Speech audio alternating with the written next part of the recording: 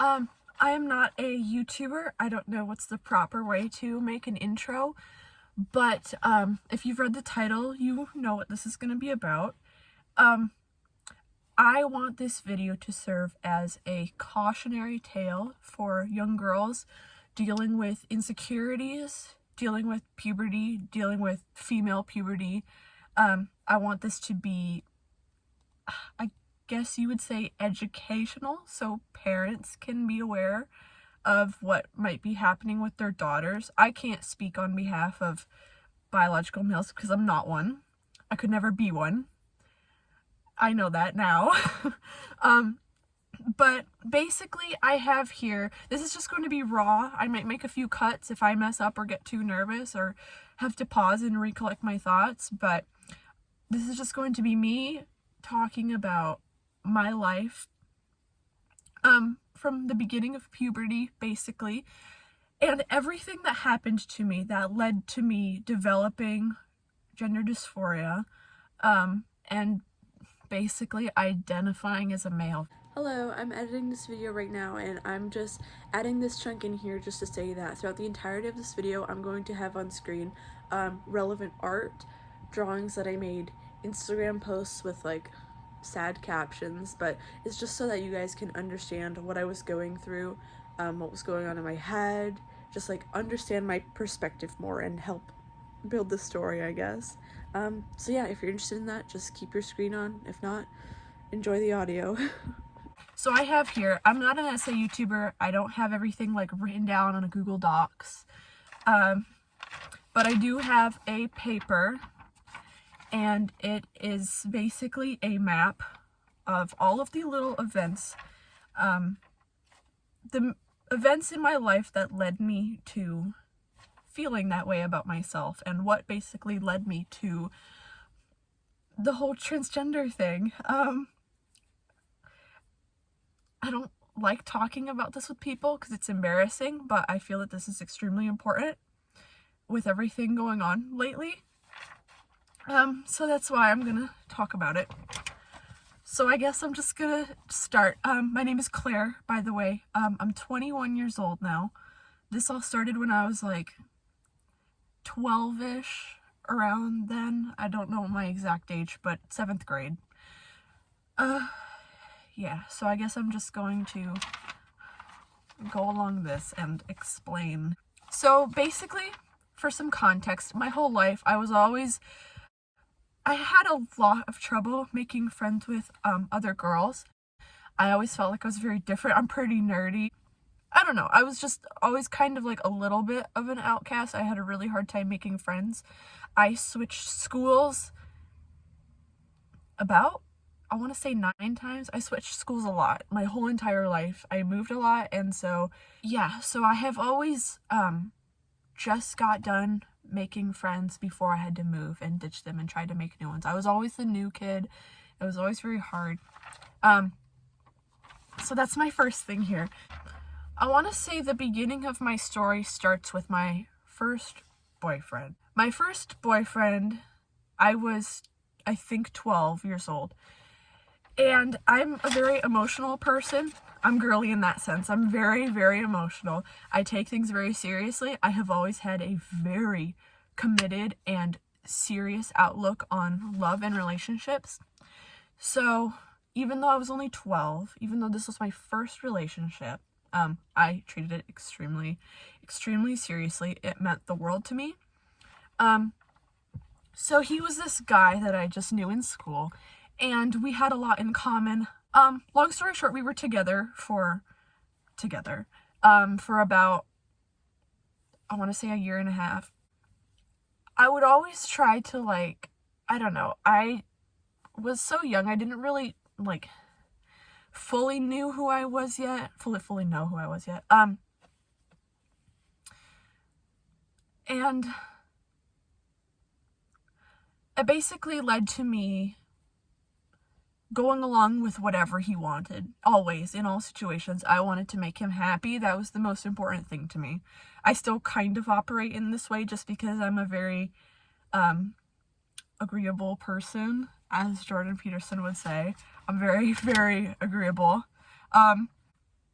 in the middle of our relationship, there was this girl that came along. She was the new girl in school, and she was also very tomboyish, but for a person that age, she was considerably more attractive than I was. She was more developed, and she had a lot of hot girl stereotypes about her, and that made me extremely insecure because my boyfriend was the guy to basically talk to her and introduce her and basically bring her into our friend group, and I was so jealous and like heartbroken, and I tried to be friends with her, but I couldn't get over the fact that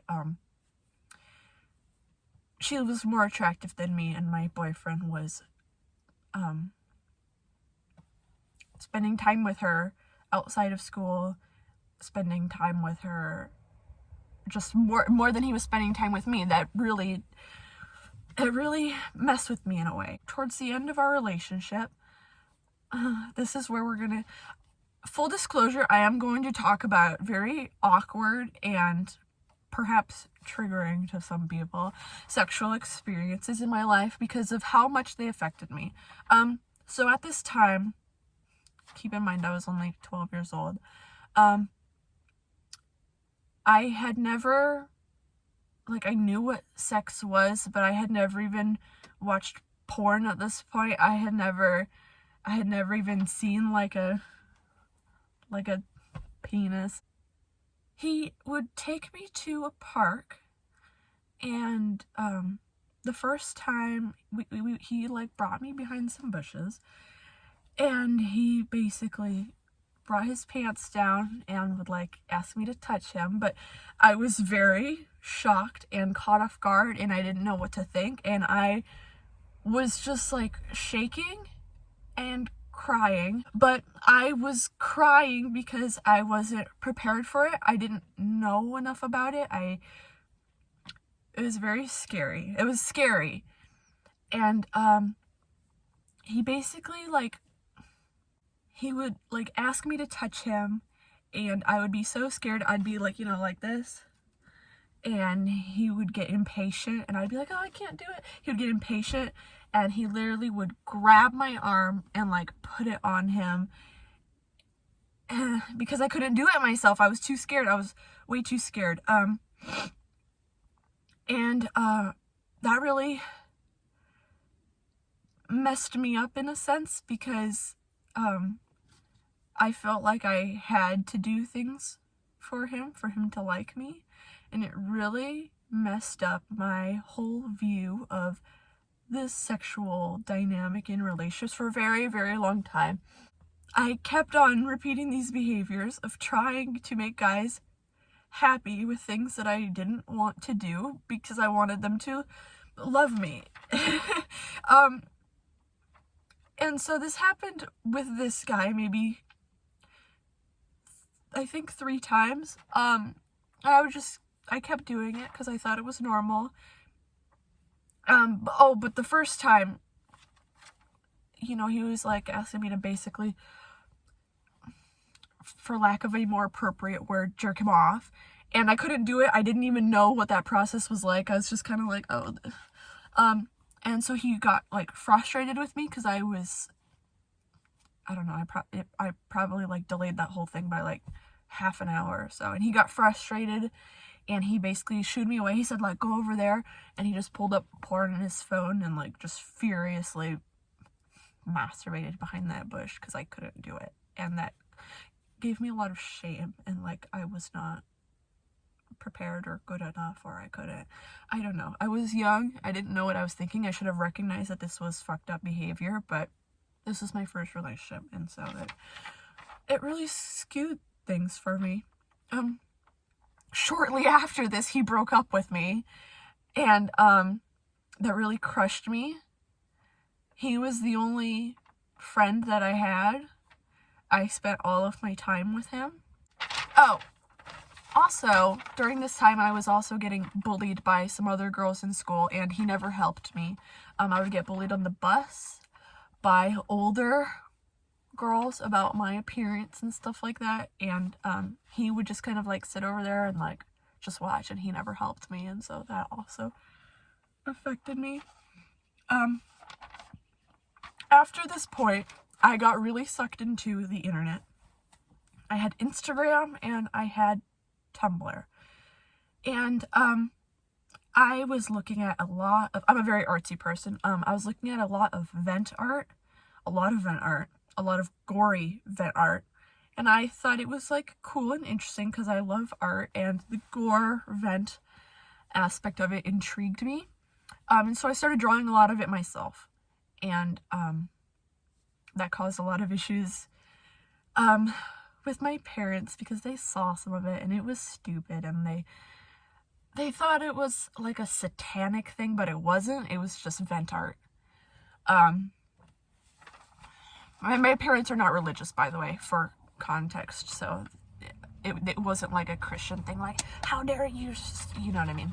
I didn't have any friends left, but shortly after, I met 2 new friends. One was a guy, one was a girl. I became extremely close with them, both of them. I felt really desperate after my last relationship, and so being that I made friends with this new guy and he was giving me attention, you know, I just went for it. We developed another relationship, and I became best friends with this other girl. We remained best friends for a couple years before I switched schools. But long story short, this relationship with this guy was shorter, but it was almost of the same nature, where he would just want things from me. But because of my last relationship, I was like fully enthused. I was like, yeah, let's do this sexual stuff, because I don't know, it just made me think I needed it, but it wasn't good for me. I know that. It wasn't good for me. We started fighting a lot. I mean, what can 13-year-olds fight about? I can't exactly remember, but we fought a lot and we broke up, and that also, again, left me very lonely and sad. But I still had my girlfriend now, and that was like my first real, true, like, one-to-one girl friendship, and that meant a lot to me. Oh yeah, okay, and so then, after we broke up, I still was left like very desperate and feeling like I needed to prove myself, feeling like I needed to do not exactly slutty things. I was never really slutty, but feeling like I needed to do things for guys' approval and acceptance and love. And so there were a couple guys. There was one guy in particular that I was crushing on very hard, and he asked me to send nudes. I sent him like boob pictures, and he showed them to his buddies, and they were laughing at me about it because I was very small. Confidence destroyed again. I did things for attention. I say here, I became obnoxious. I developed a very hyper kind of personality for a little while there, very annoying. And then I came out as trans. So I completely like skipped some of the trans stuff, but when I was spending time online and looking at gore and vent art and stuff like that, I became familiar with the trans stuff. I was aware of what it was, and I saw parallels in myself and things that they would talk about, but I didn't think that I was trans for a while. There was a little period before the trans stuff where I thought I was actually gender fluid, and that was stupid. And I chose what would be my male name, quotation marks, my male name. It was Clyde, because it was close to Claire, and I also thought it was a cool name, like Bonnie and Clyde, I thought it was cool. It really resonated with me in a weird way. I don't know why I felt such a connection to it, but yeah, after those 2 breakups and trying to get guys' attention and being made fun of for my body, I was sick of being a girl. I didn't feel like I was one. I didn't know how to be one. I had been rejected as one. I hated myself. I hated my body. It was very difficult. I didn't want to even look down at my body parts. I would look in the mirror and I would cry. I felt like I wasn't enough, and I convinced myself that this meant that I might be a dude, I started to fantasize about what life would be like if I had been born a guy. I had a envisionment of what I would be like as a guy. As Clyde, I basically made it almost like a character.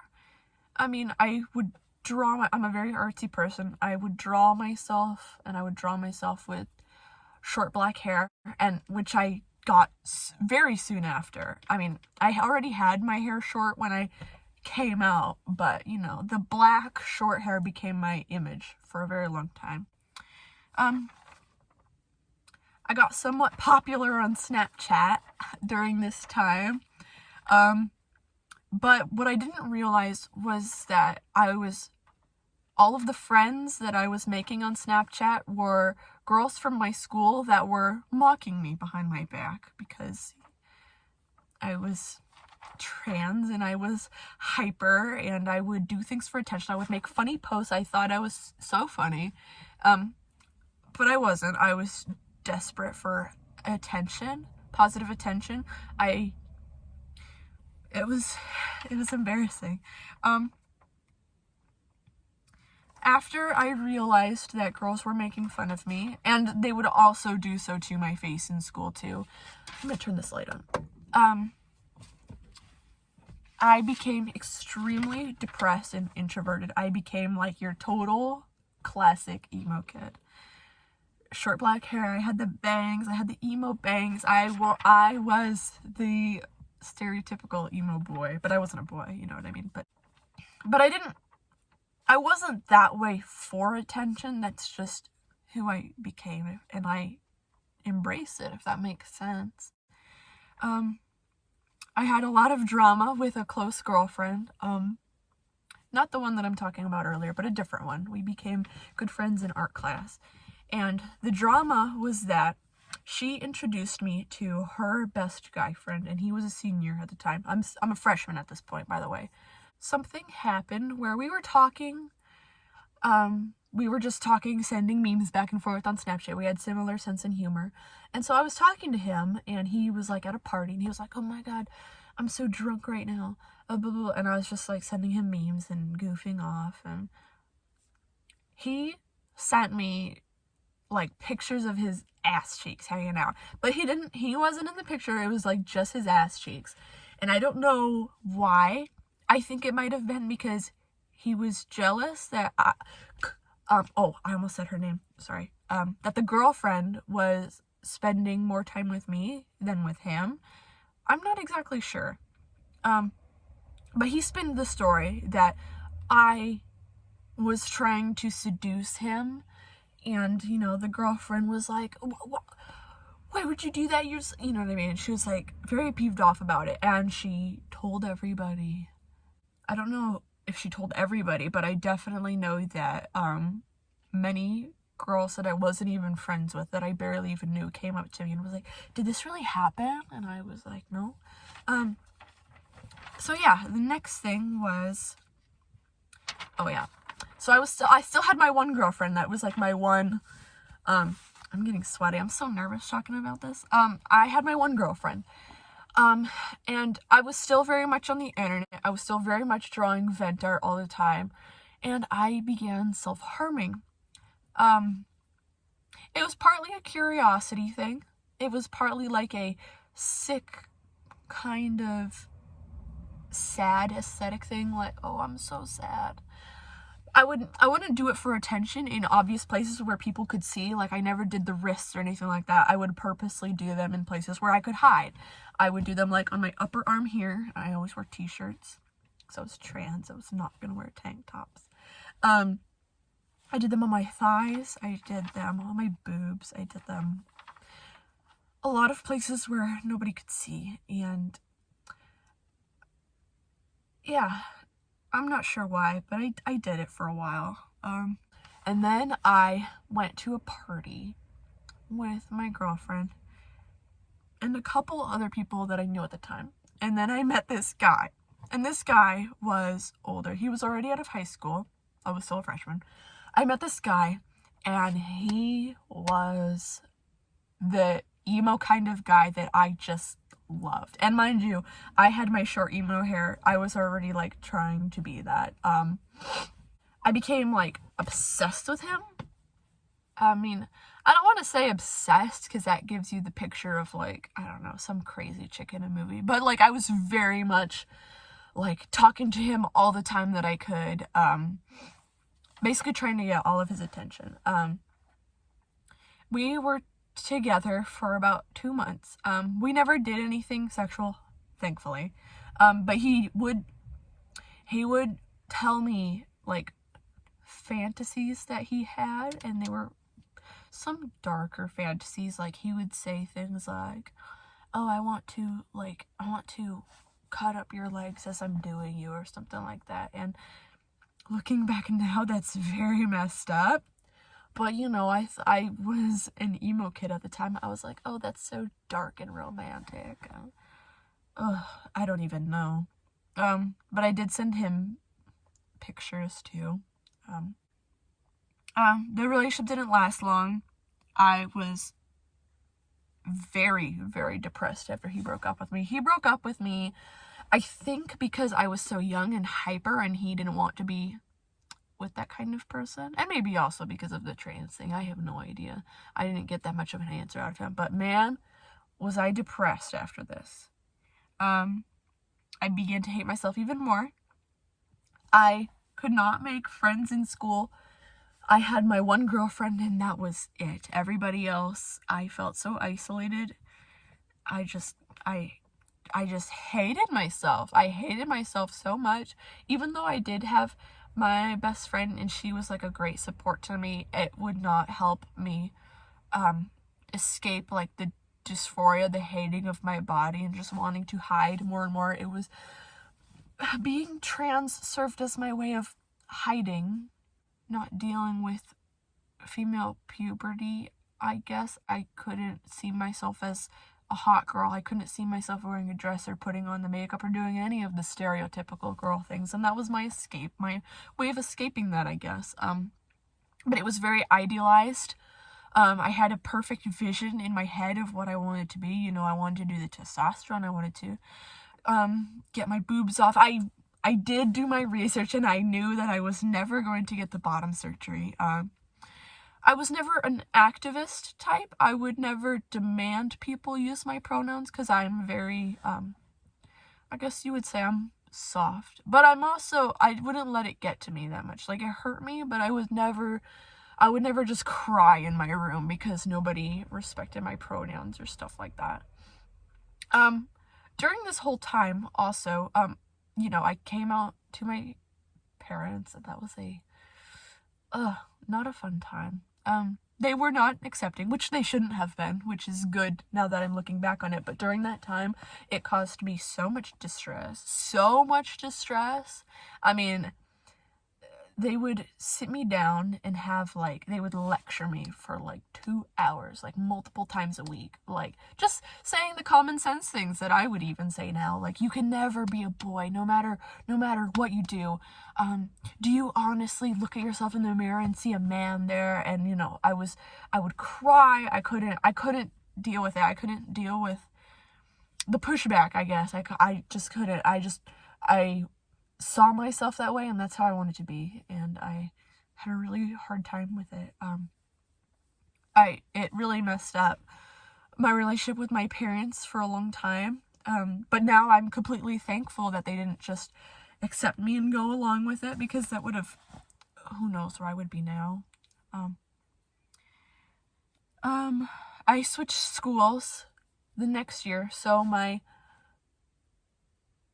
sophomore year, I'm thinking about the order of the school years, I switched schools because I couldn't make friends, and I was like, maybe I just need a fresh start, because I had been bullied at this school. I had gone through several bad relationships. I had my one best friend, and I kept her, but we went to different schools that next year.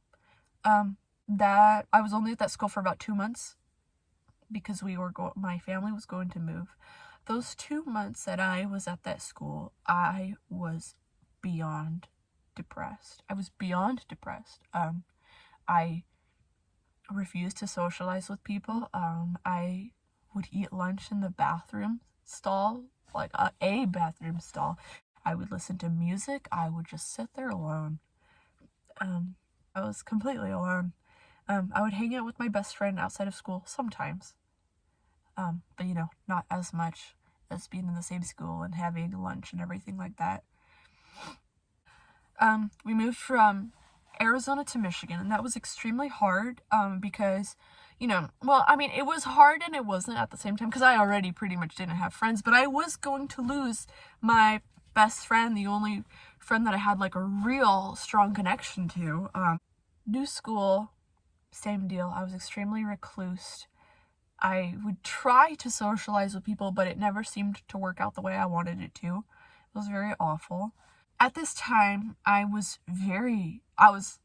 spending all of my free time online. I was online a lot before, but now it was like all of my free time. Like, come home, Instagram, stay up till 3 a.m. Instagram, like all the time. And mind you, I was following, I was like online friends with other trans kids, girls, always.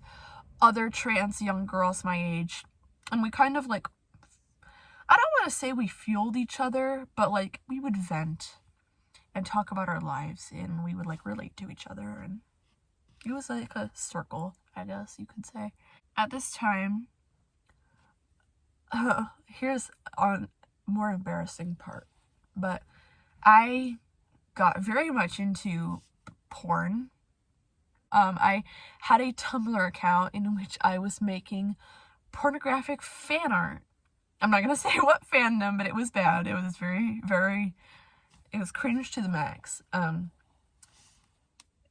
I gained quite a following on this account, and it kind of fueled me in a way because I was getting attention from people. But what happened was, this was Tumblr.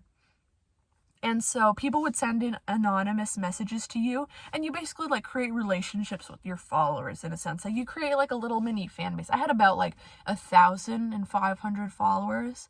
But I had like a little mini fan base for my porn art. And people would ask me questions about myself. I was using he, him pronouns. I was using Clyde.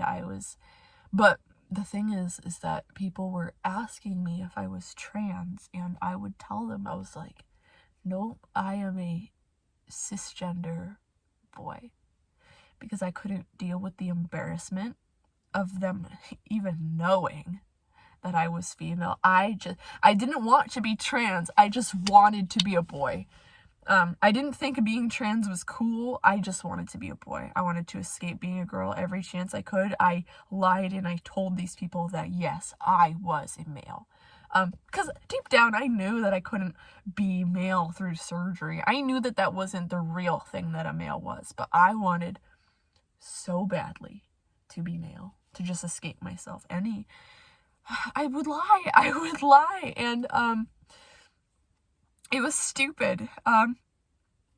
But after about 6 months of running this account on Tumblr, this art page, I got confronted with like the realization that like, oh my god, this is fucking cringy and disgusting and embarrassing and degenerate behavior. And so I was also like more depressed at this time, so I started posting more vent art instead of porn, and people were like, don't post that, we just want to see like the drawings that you make. And so I was like, I closed the account. I kind of like went into hiding, if that makes sense. I kind of got off Tumblr. Yeah, but then I had to go back to Instagram where people knew that I was female, knew I was biologically female, that I was trans. At this point, I met a boy on my Instagram, and he was actually a boy, because I was attracted to men, and he started giving me so much attention, and we quickly developed an online relationship. But anyways, me and this boy, we would call over Skype. We would call every single night until 10 to when my parents went downstairs and went to bed until 4 a.m. Fucking cringe. But I would pass out on the phone and wake up and go to school and be fucking alone and sad at school, then come back and talk to him, and that was all I really had.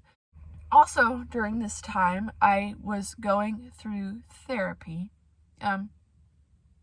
Therapist was, she was a nice lady, but she wasn't like well, I guess in a sense she was. She wasn't going to prescribe me any like testosterone or anything like that, but she did have me go through a cycle of antidepressants. I tried 5 antidepressants, all of which either made me numb or extremely hyper. But this hyperness, I couldn't control it, and it would make me like almost rage, you know. Like there was one time in class where I was acting hyper. Other kids that I was like semi friends with, I had like 2 people that I talked to in one class only.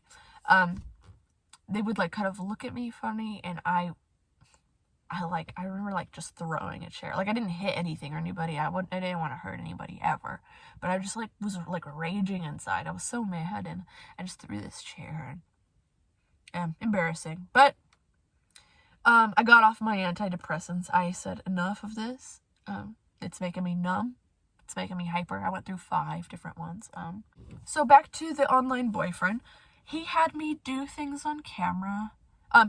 It was consensual. I don't want to say he had me do things on camera, but he would encourage me, and I willingly did the things. You know, like just like show body parts and stuff like that. It was the only attention that I had gotten in years. At this point, this is junior year at this point. We were in a online relationship for over 2 years. But in the middle of that, I noticed him flirting with my old friends, my Arizona friends on Instagram. I would go through their posts, like, I'll be like, oh, let's see what this girl's up to. I haven't talked to her in a little while. And I would see him commenting very flirtatious things under their posts, and that, like, broke my heart. But since I was so lonely, you know, I just kind of went along with it. Like, I confronted him about it and said it was messed up, but I accepted it. And he came to visit me. He flew from Canada to come to my house. My parents were very reluctant, but they let him stay for 4 days. It was the happiest I had been in so long. Once again, I treat relationships very seriously, so this was a very big deal for me. But he had something weird where he really liked me and wanted to do sexual things with me, but he thought kissing was gross and didn't want to kiss me. And that really hurt my feelings. But then, after he went back home, about a month later, I saw a girl. So then I found this girl's account that came up on my suggested, and she was posting pictures of like him and being like, oh my gosh, I love you so much. I confronted him and I asked him what was up with that, who's this girl? And I found out that like when he went back to Canada, he found this girl, these 2 girls, and he was basically like cheating on me, doing threesomes with them, and he was, because I messaged the girl and she told me everything. I was like, who how do you know him? And she was like, oh, we're like in like a throuple kind of situation. And I was like, oh. And I was like, what kinds of things would you guys do? That hurt me very deeply. But since I was so fucking lonely, I gave him another chance. He would like watch me cry on camera, like, you cheated on me. How could you do this to me? I love you. And he'd be like, I'm so sorry. Please, I'll do anything. And I forgave him. Fucking stupid, right? Fucking stupid. But I did, because I was fucking lonely, and I couldn't even imagine going to school, being lonely, and then coming home and not even talking to anybody.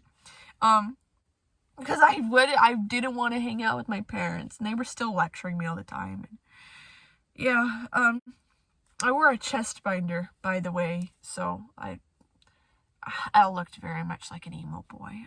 Yeah. He didn't stop flirting with my friends. He started showing signs of schizophrenia. I didn't realize it at the time. Yes, so his mom is schizophrenic, and he was a couple years older than me, and we would call all the time, and there were a couple times where the cops would come to their house because his mom was having like an episode where she was like throwing things and screaming in the little apartment that they had, and he started developing signs of schizophrenia too. Like, I'm not talking about like when you see TikTok girls be like, oh, I have schizophrenia, I dissociate a lot. No, he was like, he was talking about like he would talk about, oh my gosh, how do I even explain it? He would talk about his delusions about how he was going to become a very famous music producer, and Kanye was going to notice him, and people know that celebrities know that he's on his way up and he's going to become a very famous producer, and people have his eyes on him and they know that he's chosen. Very delusional things. But I was just kind of like, okay, whatever. I didn't know a lot about schizophrenia. He became very, very manic, and he would get into random arguments with me that I would be like, what is going on? Then there was a lecture with my parents in which my dad showed me a video of a detransitioner, and my parents had lectured me countless times throughout these years, the last however many years it's been now. They would lecture me and ask me all the questions, ask me like, I don't know, they were confused and they didn't know what to do about it, and I don't blame them. I hated them for it back then. I thought they were tormenting me and that they were transphobic and they couldn't accept me and they would never love me for who I was, even though I wasn't who I was. But one day, my dad showed me a YouTube video of a detransitioner talking about her story. And she was very much an adult. I think she was in her 30s. And she was talking about how she did all the surgeries, she did the testosterone, but she still was not happy. She felt like she could never reach her goal of becoming a male, no matter what she did, no matter if she passed or not, that she just wouldn't, she could never get there, and that she was detransitioning because it was a lie.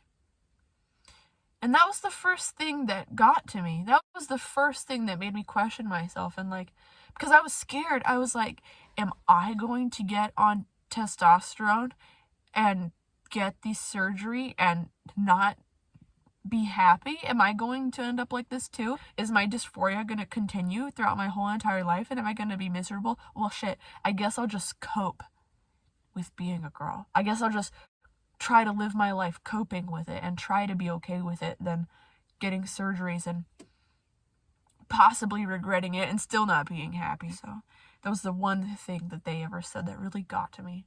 So at that point, my mom had already been fighting me to stop cutting my hair. Oh yeah, I didn't even mention, I wasn't even allowed to like get my hair cut like at a place because my parents weren't accepting of like my fake identity, right? So I would literally just like cut my own hair in the bathroom at night.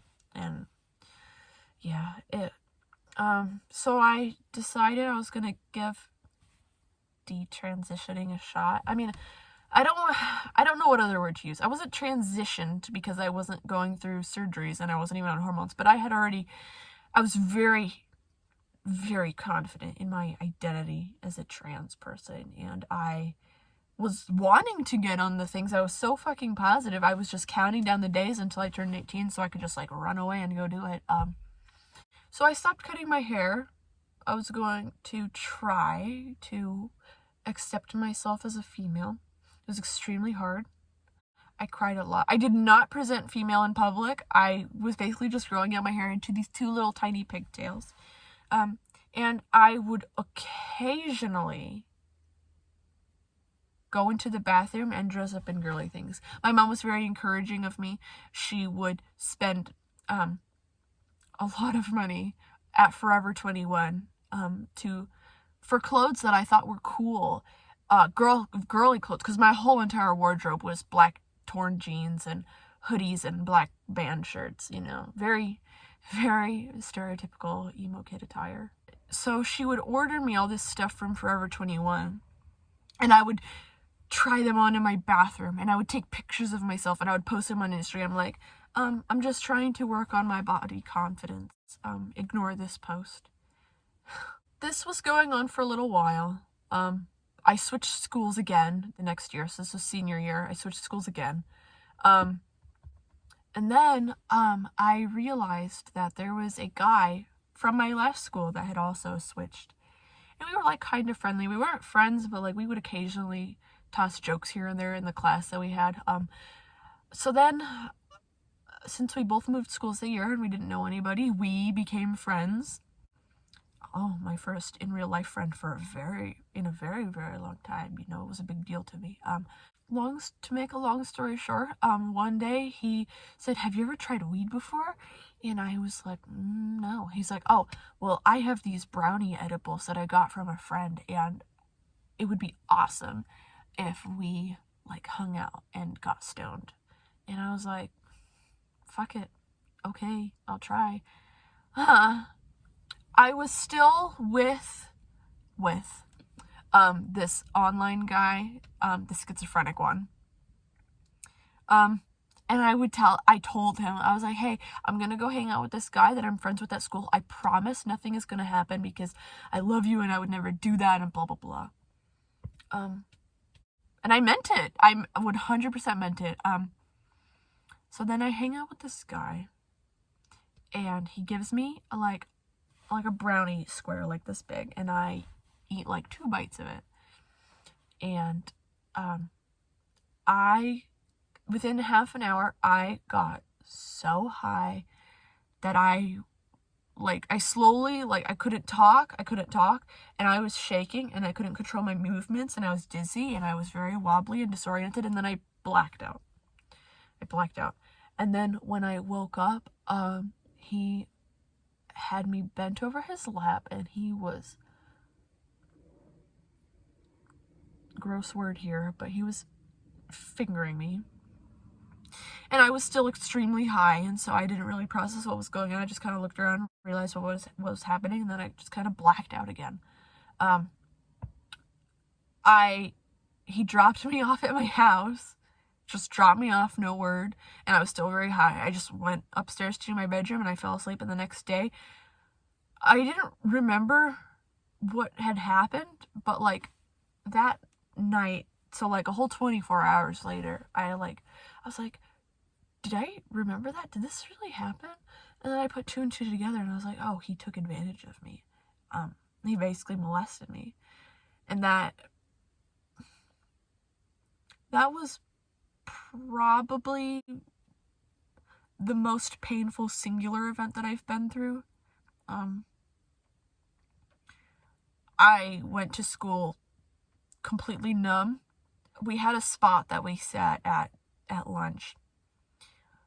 And I sat at that spot like the next day, hoping he would sit there and confront me or say hi or something. But I watched him walk right past. Not even make eye contact with me, pretend I wasn't there, and walk away. And I ran to the bathroom, and I sobbed my freaking eyes out.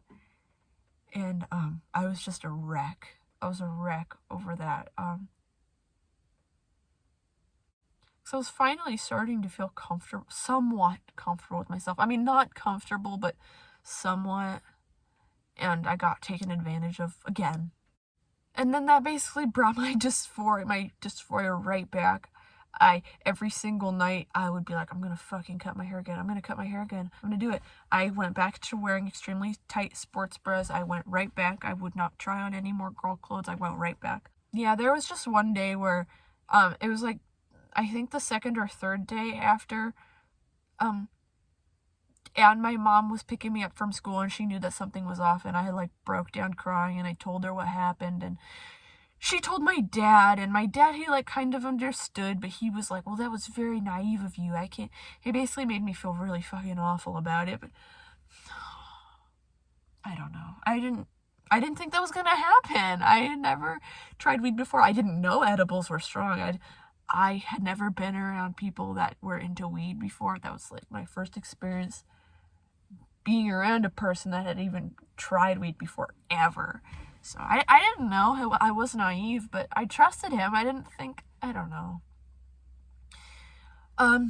My parents took me to the police station to report him. They basically said, I don't know what's the right word. You could try to charge him with it, but it's a process that's going to take like about a year or more.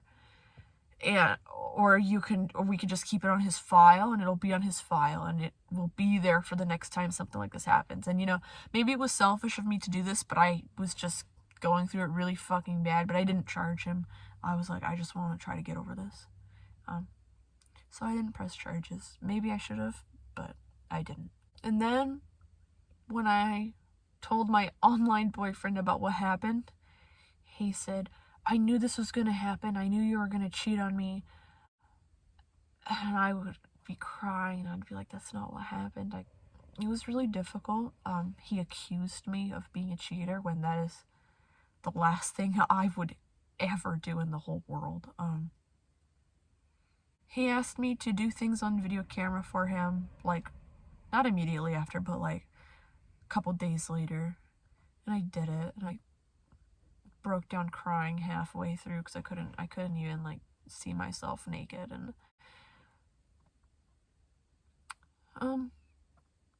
even though I was crying and like breaking down, and he just kept doing his thing. He just kept touching himself, and then when he finished, he hung up on me. A couple months after that, me and the online guy had a falling out. He was getting extremely schizophrenic, like extremely, like before it was just like a couple episodes here and there, but now it was like all the time. He was extremely manic, would accuse me of like trying to entrap him because I wanted to have a serious relationship. I wanted to like basically run away with him, and so I could pursue my transition. He accused me of trying to trap him, and I was going to ruin his life, and a bunch of other delusional stuff, like the same thing about the music producing, and so religious delusions too. He was not a religious person, but he was like, God is speaking to me, and he's telling me that I need to continue with music. And I was like, huh? And he was not religious, so I knew that this was like something different. He broke up with me 3 times, and this was probably the most vulnerable I had ever been, but I could not handle the breakups, even though what he did to me was extremely wrong and fucked up. And every single time he broke up with me, he would like block me and like not talk to me, just like out of the blue. Like he wouldn't say, I'm breaking up with you. He would just block me and disappear. It was very traumatic for me. I would like call like the couple other online people that I knew, and I would just cry and be like, I don't know what's happening. I don't know if I can do that. Just freaking out. I could not do it.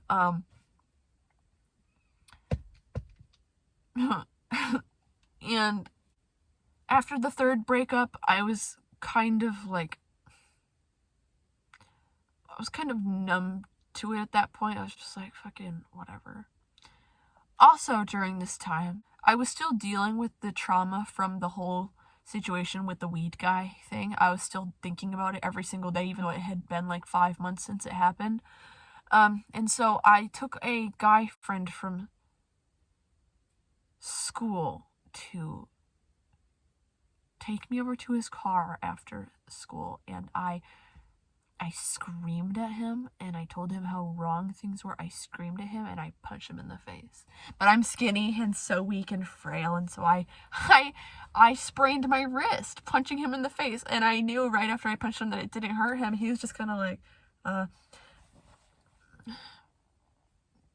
oh, yeah. Yeah, so I was alone now, like, actually. I didn't have close friends. I had the one guy that I would sit with at lunch during school, but we weren't that close. But I was done with the online guy. And then COVID happened. And school shut down for the, 2 weeks. And I was like, I am sick of being alone. So I'm gonna download Tinder. Fuck it, I don't care what happens. I'm gonna download Tinder because I cannot be alone at home, hating myself. I can't do it. And so I hopped on Tinder and I matched with a lot of guys I made my profile very cute and fun and like funny and memey, and I matched with a bunch of guys, but every single one that was like messaging me was just like, like, you want to hang out and smash? And I was like, no. And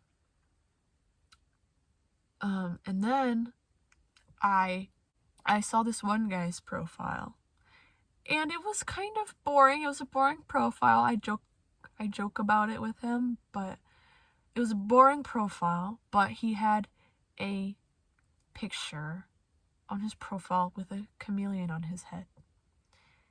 And I am a massive animal, reptile, dinosaur, paleontology nerd. Massive, big time. So I saw this chameleon sitting on this guy's head on his picture, and I was like, oh, maybe he likes reptiles. I'll try messaging him. And so we matched, and I messaged him, and we started hanging out.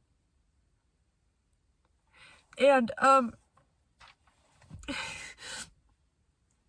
we were hanging out every single day because of COVID. He wasn't working and I was done with school.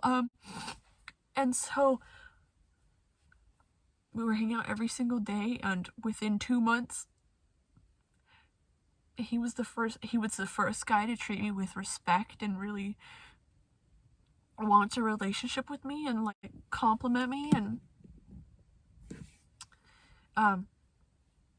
within 2 months, every single insecurity and dysphoric thought I had about myself just went away.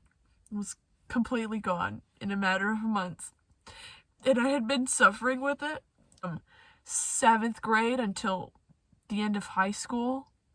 The insecurities that I had been dealing with for what seemed like forever, the fake identity that I had created, and it just faded away. It became abstract to me. I never thought about it again. I detransitioned, I guess you would say. I went completely back to being a girl. I embraced my Claire name again, because when I first met this guy, I was still going by Clyde. I mean, I didn't use the pronouns, and I had longer hair, but I was still Clyde. I would not accept myself. But yeah, it all went away. And now it's 3 years later, and we're getting married, and I'm happy. And so, I'm sorry, I'm getting emotional, but it's a lot to look back on all the years of like feeling like shit and bad situations with guys and feeling worthless, and now I'm here and I'm gonna get married, and we have the healthiest relationship ever. He's the best friend that I've ever had.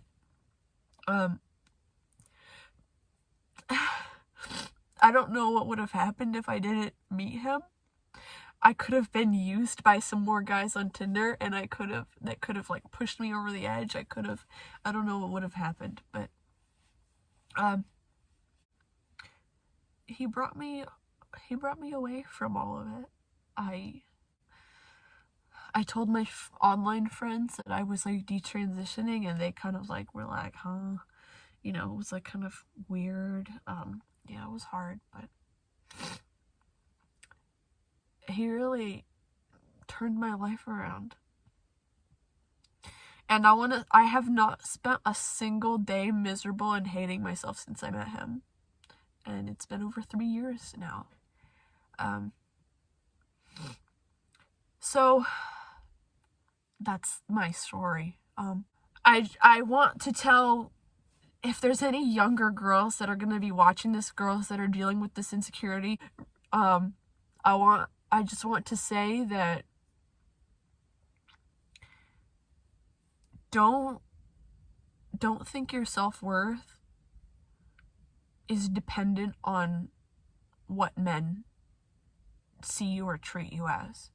Don't let yourself hate who you are, hate your body, hate every single particle of your being. Don't let bad relationships and traumatic experience change you, because when things get better, it'll all go away. It's something that can happen. You don't have to get on hormones or get surgeries to make yourself be able to tolerate yourself, because that's not going to work.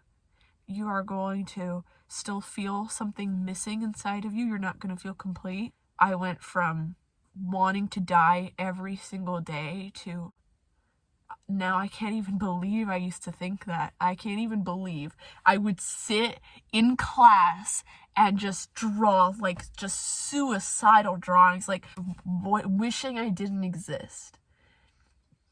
And now I draw me and my fiance skateboarding or shit like that. I draw dinosaurs happy and in love. I'm happy, and it can happen for you. You don't have to change yourself to be happy. You don't.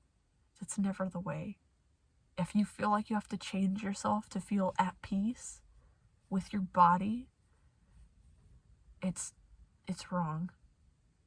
I think a lot of young girls that transition either go through awful sexual experiences and internalize that into, I wish I was a guy because I fucking hate my body because I cannot stand what happened to me.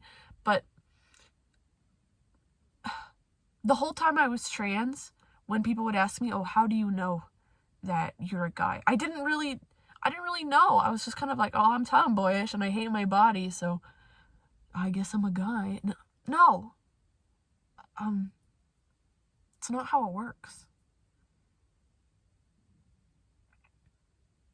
You know, I look at people like Blair White, or, you know, that's just the first one that comes to mind, but I think people like her, I feel like there are actual trans people out there, but, you know, I think they are actually like 0.01, 0.05% of the population. I do not think it's 40% of the children today. It's not real. It's not real. And it's a shame what we're doing, that we're pushing these kids along, because I could have been one of them. I listened to people like Chloe Cole, or there was this one girl on a Jubilee video. I can't remember her name, but long story short, you listen to these detransitioner stories and they're real. Trans people will say, well, you were never really trans to begin with. Oh, that's not actually gender dysphoria. I was diagnosed. I was going through therapy for years. I was so confident in myself. I didn't doubt myself. I wanted to get on testosterone. I wanted to get the surgery. I don't know. I'm rambling now. That's what this whole video has been rambling, but I just think it needs to be said. It is being said more and more, which is amazing, but who knows, maybe my video can reach a young girl, just like my dad showed me the one video that made me go like, oh my gosh, well, I don't want that to be me. I don't know. I'm just saying that you don't have to change yourself. You don't have to. Parents, I can't give you advice on what to do. Just don't accept the gender stuff.